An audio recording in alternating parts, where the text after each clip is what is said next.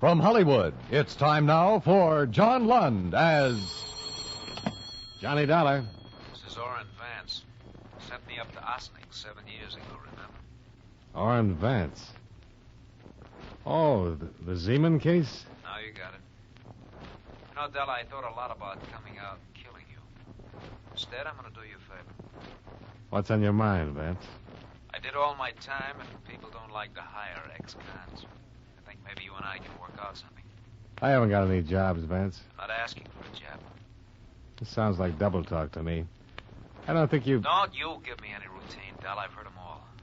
You can help me and make yourself some money. It's legitimate. What do you say? I don't know what it's all about. Suppose I can come over and tell you. Okay. I'll be waiting for you.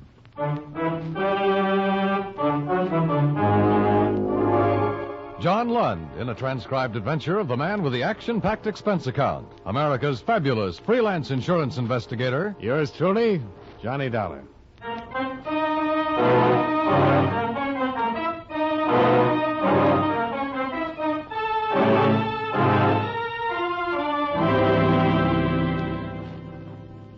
Expense account submitted by Special Investigator Johnny Dollar to All States Insurance Company, Wilmington, Delaware.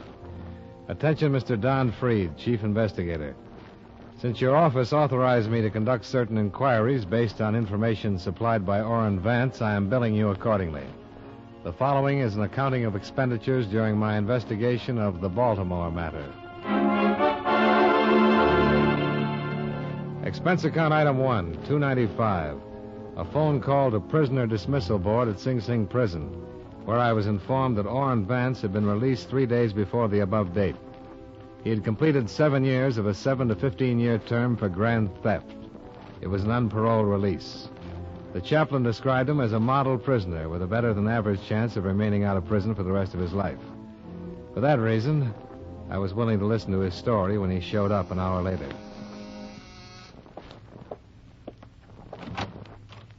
Hello, Dollar. You haven't changed a bit. Come on in, Vance. Yeah, sure. Thanks. Ah, it's a nice place you got. I like it. Sit down. Tell me what's on your mind. Dollar, look. Don't treat me like a con, even if I am one, huh? I'll sit down, I'll have a smoke with you, I'll talk with you. Forget the other part for a while, will you, please? Okay. Have one? Thanks.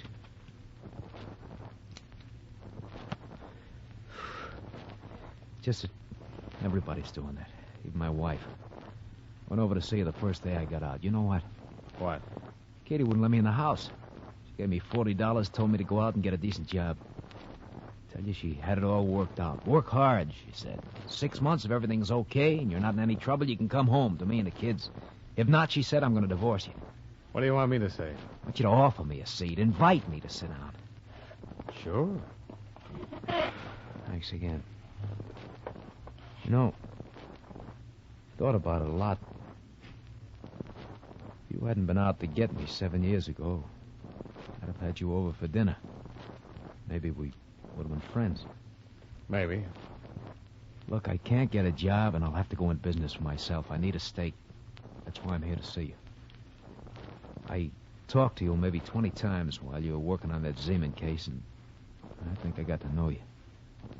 I called you today because of what I saw of you then. I think you're an honest man. Thanks. You ever hear the Towner case in Baltimore? Towner Loan Company in 1946? Yeah. Everybody's heard about that. $1 million theft. The insurance companies still have a reward for information leading to the arrest and conviction? Was never solved. I suppose they do. I can help you help them solve it for half of that reward. Can you? I know 2 of the men who did it. 2 of the 6 men. I talked to one of them yesterday. I'll tell you who they are, where you can pick them up, but I want my name out of the picture. Could you fix that? Yeah, probably. But I have to talk to the police sooner or later. Oh, look, this is a good thing, Dollar.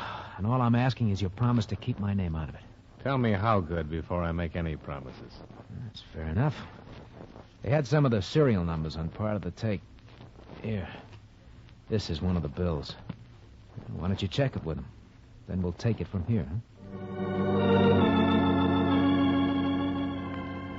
Expense account item 2, $14.85.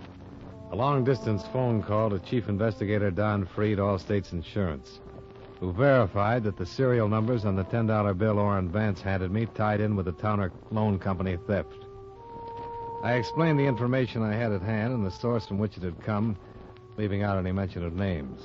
Freed talked with his boss and phoned me back half an hour later, giving me the go-ahead.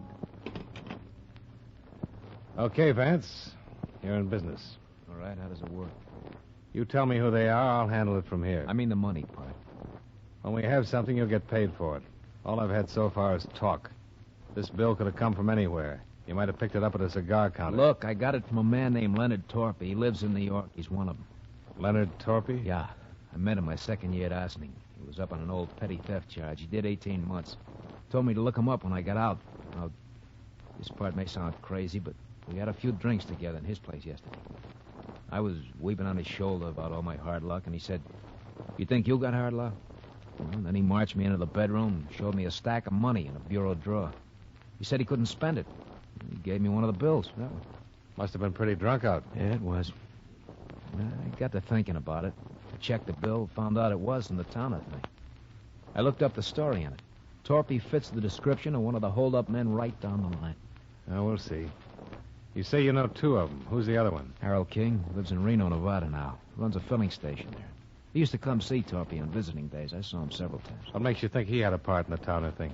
Just from what Torpy said while he was drunk and the general description of the other hold-up men in the story. See, while Torpy was drunk, he mentioned his old partner, Harry King. Told me where he was living and so forth. Did he say anything about the hold-up? No. I told you I found that part for myself. But King is the other man, I'm sure of it. King have a record? I don't know anything about him. Okay. Where'll you be? California. 2 days be long enough? Oh, I should know something by then. Now, remember, my name's out of it. The police or anybody else. Sure. You afraid? Yeah. I'm a stool pigeon. Well, haven't you noticed? I'd noticed, and it worried me. So I followed him when he left my place. I was buying a package of cigarettes at the corner drugstore while he boarded the streetcar for downtown. I tagged along in a taxi to the main business section, watched him get off, and head for the bus terminal. I bought another package of cigarettes while he bought a one-way ticket to New York. In the half hour before departure time, I telephoned a private detective friend of mine, Pete Florian. He appeared at the bus terminal 15 minutes later. What's the rumble, Johnny? That man over there in the gray overcoat. His name's Orrin Vance. Uh-huh. He's on his way to New York right now. Maybe you better tag along, see that nobody kills him. Oh? If what he told me is true, somebody might try to do just that. Stay close till he's settled somewhere. I see. I haven't got any more to tell you, Pete, because I'm just starting to look into it. Find out where he's living there and contact me at this number. I'll let you know what to do then. All right. Anything else? Don't let him out of your sight, Pete. Expense account item 3, $100. Retainer for private detective Pete Florian for explained purposes. I stayed at the bus terminal long enough to watch Pete board the New York-bound bus and take a seat across the aisle from Orrin Vance. Item 4, $8.85, plane fare, Hartford to New York. Item 5, $4.50, cab fare to hotel and then to Metropolitan Police Station, where I explained my business to Lieutenant Randall. Who gave you this tip, Dollar? I'm afraid I can't tell you that, Lieutenant, Why not? because I promised not to disclose any names. But I can tell you that the source is a man who couldn't possibly have had anything to do with the case, since he was in prison at the time of the holdup. Mm-hmm. But you want me to stick my neck out and get up a search warrant and maybe take this bird Torpy into custody on your say-so. Well, you have plenty to start with that $10 bill.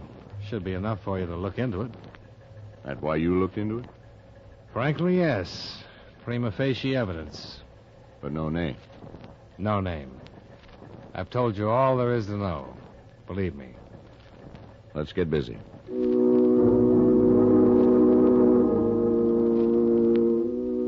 The mug folder on Leonard Torpy showed a balding 40-year-old man with a long record of theft and burglary.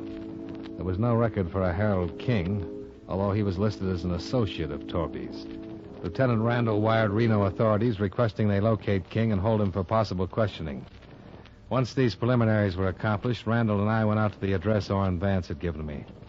But this turned up a blank. The landlady informed us that Mr. Torpy had lived there, but had checked out the preceding morning. No forwarding address. The good lieutenant and I parted company outside the apartment house, and I walked back to my hotel. I was going to change clothes and grab some dinner, but the clerk waved me over to the house phone. A call had just come in. Johnny Dollar. Hi, Pete Florian, Johnny. How'd it go? When your boy got in town, I trailed him to a place on 155th Street. He's got a room with a view. He's up there now. Alone? I think so. Any visitors? No. Light went out about an hour ago. Might be sleeping. What's the number? 680. His room's in the back, first floor, number 10. Where are you? Drugstore right across the street. Expense account item 6, 160. Cab fare to the drugstore where Pete Florian was keeping a watchful eye on my nervous informer, Orrin Vance. I found the drugstore, but Pete was nowhere in sight. The girl behind the soda fountain recognized him by my description and said he'd stepped out a few minutes before. I glanced up and down the block and then spotted him standing just outside the shadow of a streetlight across the street. I walked over. Hi, Johnny. That's the room back there. Lights on? He's got a couple of visitors in there with him. Showed up about 5 minutes ago. Car? Taxi. What'd they look like? One's thin, medium-sized, dark suit. The other's stocky, dark suit, too. Both in their early 40s. Short one wears glasses. Didn't make either one. Here. This one of them? Let me see. Yeah, he's in there. What's his name? Leonard Torpy. We better go in. Okay.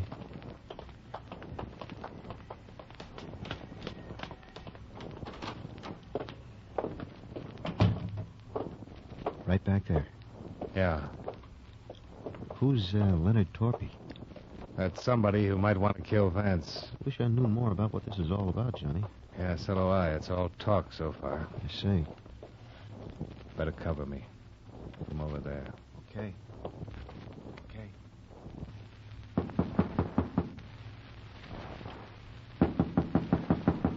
Who is it? Mr. Vance? Who? Orrin Vance? You must have the wrong number, buddy. Nobody by that name lives here. Well, are you sure? Positive. Why don't you try the manager? Well, I did. He said Mr. Vance had this room. Then he's all wet. Good night. Just a minute, Torpy. What? Hey! Johnny, look out! Before I went down, I heard it go off a couple of more times. Must have been 6 inches from my head. My eyes couldn't see and my feet wouldn't move. But I could hear.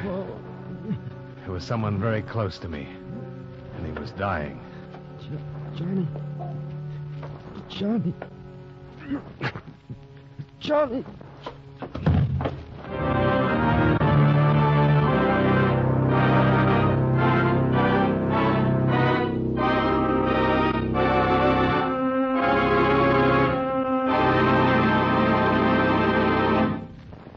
We'll return to yours truly, Johnny Dollar, in just a moment. Sign up. Enroll now. Join the 7 million strong who buy United States defense bonds through the payroll savings plan where they work. The bonds you buy help keep America strong. And now, Series E bonds earn more. They give you a quicker return on your investment. Through the payroll savings plan, you'll save the sure way, before you spend. So sign up. Invest more in United States defense bonds. Now, with our star, John Lund, we bring you the second act of yours truly, Johnny Dollar.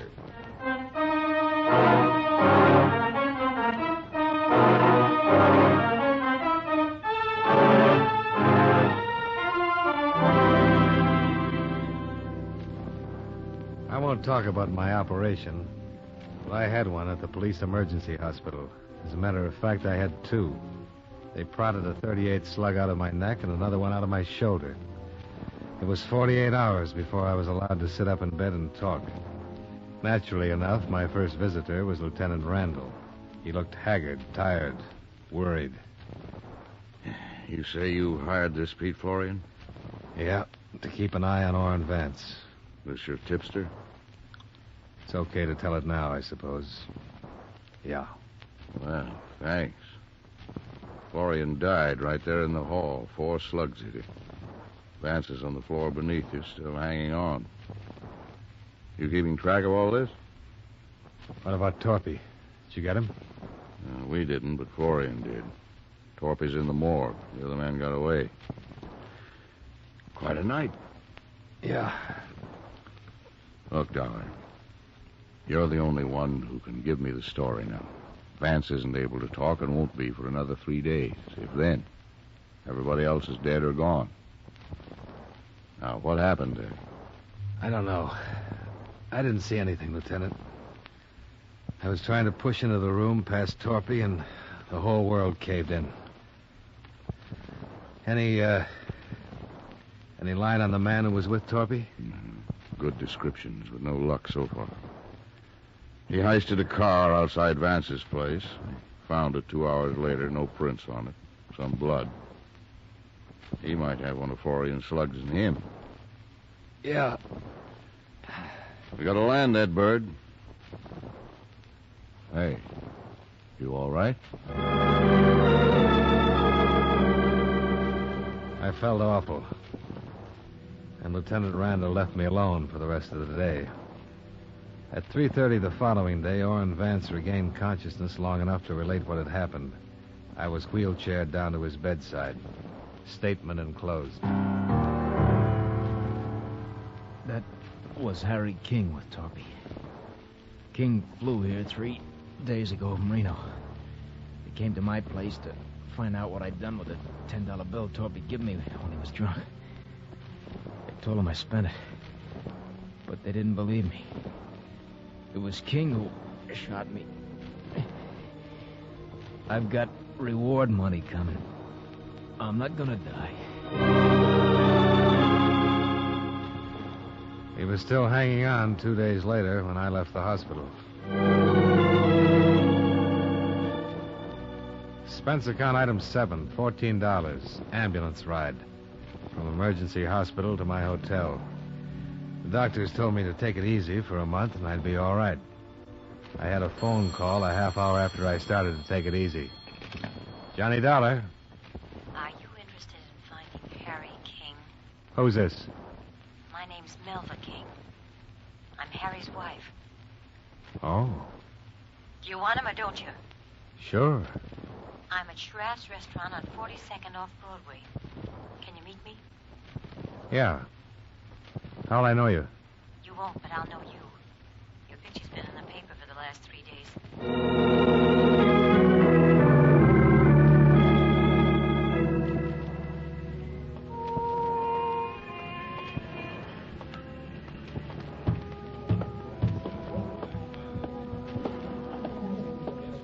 Hello, Mr. Dollar. Mrs. King? Yes. Hey, you look pretty weak. I feel that way. Maybe we better sit down. The small, pretty brunette woman in the nice clothes looked like anything but the wife of a bank bandit and murderer. She looked more like a housewife on a shopping tour or a schoolteacher on a New York vacation. I listened while she cleared up some questions I had in mind. There's a reward posted, isn't there, for that holdup in Baltimore? $10,000, yeah. Will I get it if I turn Harry over to the police? Sure. How much? Half? Oh, that isn't much for giving up your husband. They'll get him sooner or later, Mrs. King. The other half spoken for. Well, this Vance man? Yes. Wait, I'm just trying to figure. What about you? I'll pass it up. $5,000 for Harry. Providing he was tied in with the Baltimore holdup. That's what the insurance company's interested in. He was in it all right. I want to get something else straight. What happens to me? What do you mean? I'm his wife. Known he had a part in that holdup for the last 6 months. I haven't said anything. Does that make me a party to it or something? Well, you could have informed, but you couldn't have testified, being his wife. If I'm arraigned, I don't want to spend all the money hiring lawyers to keep me out of jail. My company will cover that. Where's Harry? Oh, not yet. What now? I better get something in writing from you. Something that says your insurance company will pay me the reward and give me help if I get in any trouble. All right, I'll talk to him. This time I'm thinking of the future. I'm going to have one once this is over. I hope so, Mrs. King. I know so, Mr. Dollar. Did Harry have money he couldn't spend, too? $45,000. Where is it? I can give you that when I give you Harry. Well, you thought of everything. I tried to. Harry and that Torpy man were fools. All they ever got out of it was the marked bills. Worthless money. You don't happen to know who the other 4 men were, do you? No. I suppose that's what you'll ask Harry when you get him. That's the idea. Poor Harry. How long will it take you to get things arranged? Not more than an hour. I can do it by phone. I'll call you. Okay.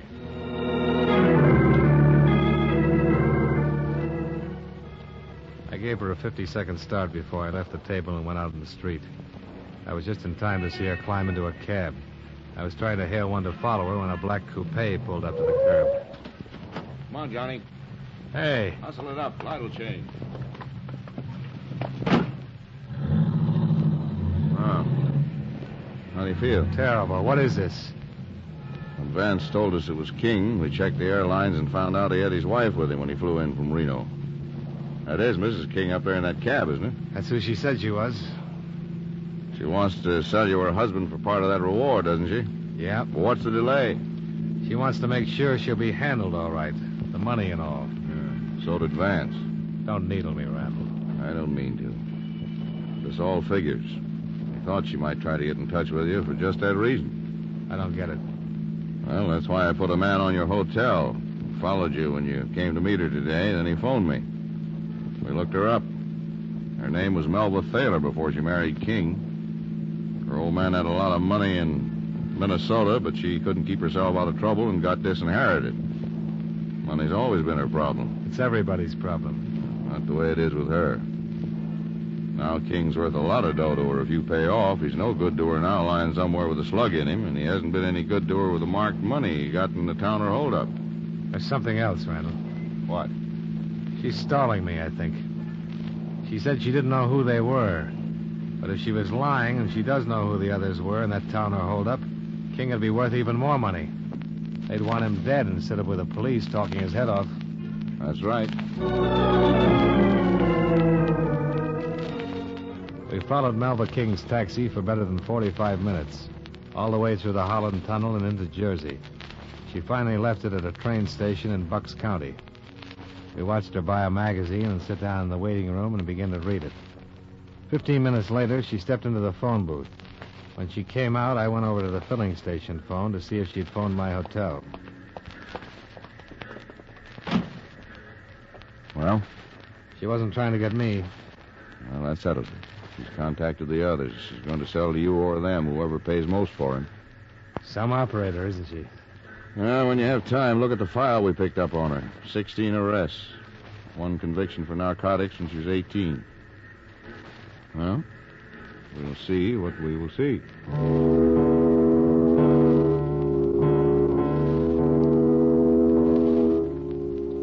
Didn't take long. When a green Cadillac pulled up at the station, Melba King stepped out on the platform and greeted the 2 men who were in it. She sat in the car with them, talked for a short time, then got back out. When the Cadillac rolled away, Lieutenant Randall was on the radio ordering a pickup. Yale, 596. Well, I'll pick him up right away. We'll stay with her.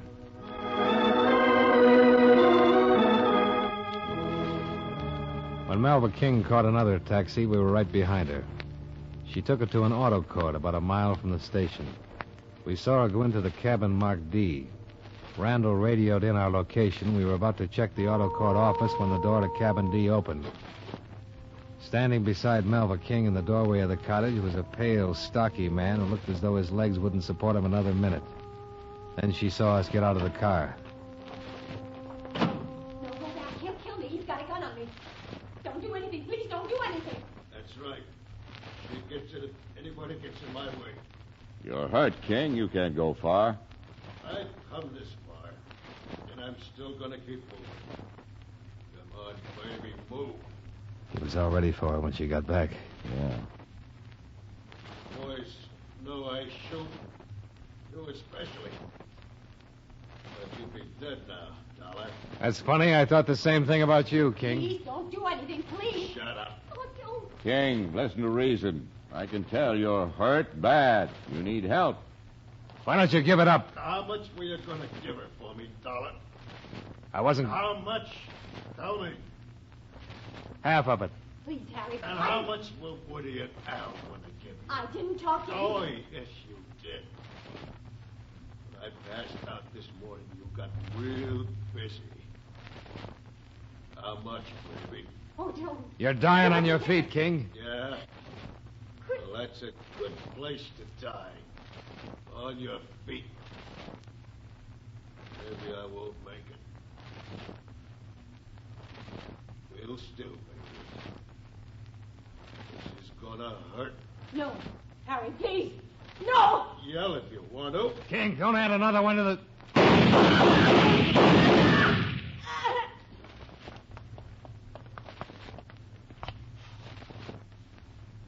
How is she? Gone.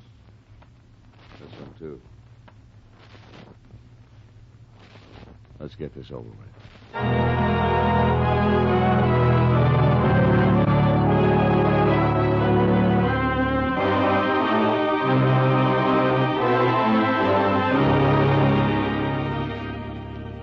Expense account, item 8, same as item 2, transportation back to Hartford.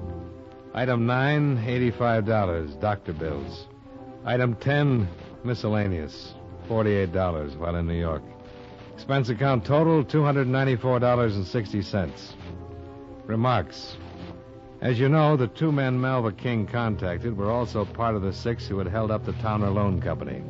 They made a full confession and named the other parties involved. As far as the reward money goes, I think Orrin Vance deserves his $5,000. And I think Pete Florian's widow deserves my $5,000. Yours truly, Johnny Dollar.